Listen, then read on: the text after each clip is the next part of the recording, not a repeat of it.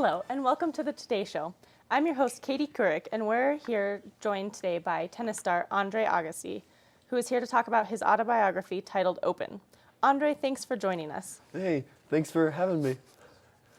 Tell us a little bit about your new book that has just come out. Well, I was bored and I decided that, I wanted to write a book about my secrets, make a little extra cash for my crystal meth. So that's about it. You decided on the title Open. Can you tell us a little bit about why you chose that specific one? I wanted to open up my life to everyone that reads my book. I have a lot of deep down secrets, and I felt like that was a very fitting title for me. You confess many of your secrets in your book, such as doing crystal meth and others. Why do you think confessing such serious issues through a book was the best way?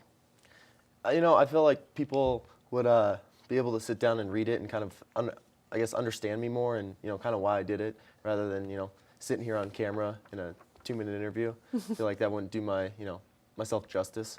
So. Right, understandable. You can put it all on the pages. Yeah, exactly. So. In it, you claim to hate tennis. Do you really hate tennis? No, not at all. I think I like attention more than anything, and so that's why I said I hated tennis, because when people, I'm such a great tennis player that everyone, Andre Agassi hates tennis. No, I don't hate tennis. I just like attention. So, that's pretty much it. Perfect. When you were a kid growing up, did you have dreams of being a tennis star? I did. That's why I played tennis.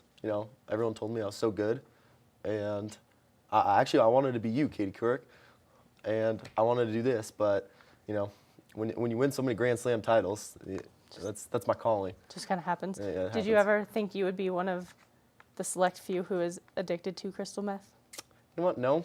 And then I had some of my tennis buddies. We all would, after games, do a little bit of crystal meth. So, it's not something I would tell anyone to do.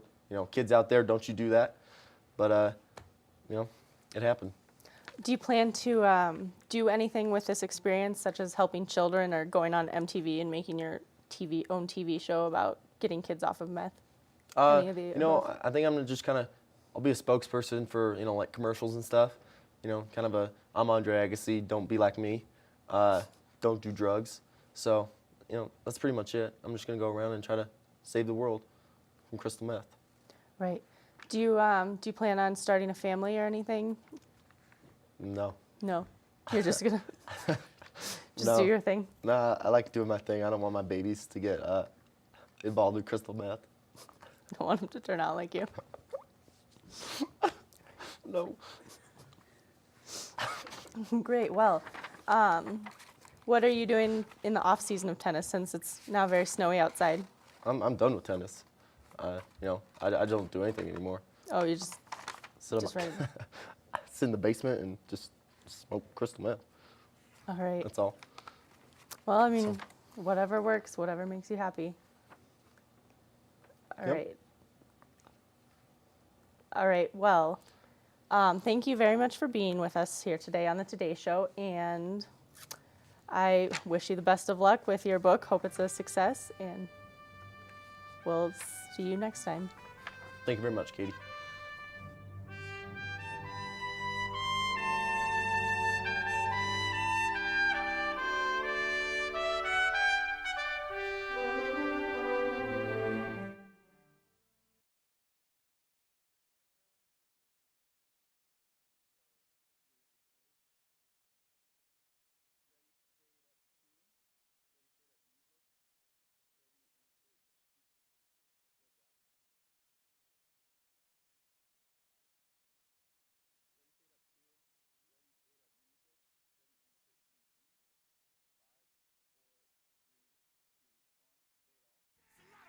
In the club tonight. What? But it's gonna be alright. Yeah. Cause me and my clique, we don't give a fuck. We don't give a fuck. Trick Daddy. Hello and welcome to NBA Fast Break here on ESPN. Today we have a special guest. San Antonio Spurs guard Manu Ginobili is here to talk to us about his recent encounter with a bat. Manu, welcome to the show. Thank you for having me. So, what happened? There's a bat on the court. What's going on? Well, the bat was flying around, and it was disturbing play for a majority of the quarter.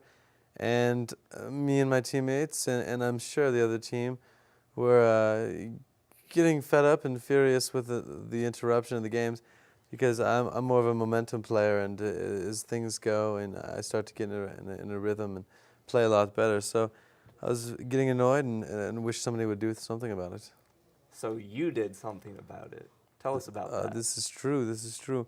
I made the decision. I was just sitting there on those. I was actually on the court, and I saw the bat again, and I just got furious, and I was like, I'm sick of this. I just want it to be dealt with, and well, it came. I got the chance and timed it right, and just knocked the snot out of it.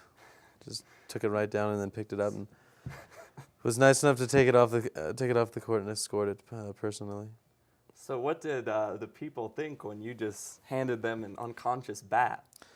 Well, it was one of the security guards. He works downstairs and works for the stadium. So he was kind of expecting it. He just grabbed it and took it and kind of got rid of it. And I was kind of grossed out by the fact that I had kind of a limp bat, you could say, on my hand, and I got some Perel and scrubbed me down, and I was thankful. Yeah, well, I guess the bat has been tested positive for rabies, so I don't know if Purell is gonna fix that. What are you doing about that? Well, I've actually been tested for rabies.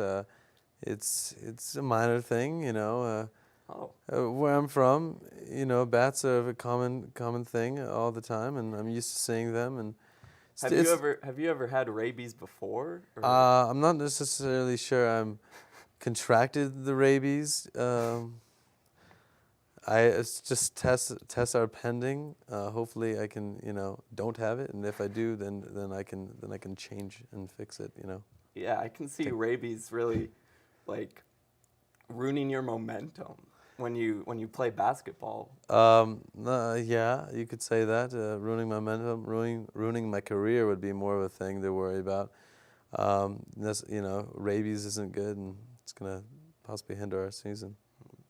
If you could do it all over again, would you, knowing what you know now, would you do it the same or? Oh, of course, I'd do the same thing over again. I'd probably maybe do something a little more extreme and get the crowd into it and use it to my advantage. Mm-hmm.